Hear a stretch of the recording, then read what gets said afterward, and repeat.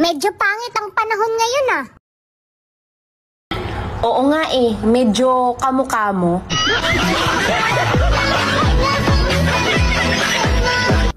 Hello everyone, a day in my life as a vlogger. So nagpakpak ta din ha og mais no, ato na siyang kuhaan sa mga kanang itom-itom guys, kay mao ni amo ang balunon kay mag can brook me tomorrow for today's video. So pobre radyo makarelate ani no, ang mga dato di gyud karelate ani. Way back on my childhood guys, sukuso kay kumananggi para lang yun makabugas mi kay ipagaling, so bugas na. So mao ni relate kay nako guys sa una nga bata pa ko. So ato saning humanon ang atong video, ato aning pagwapahan kuanta ni sa mga tomtom para ato na ning itak ang isa lang guys.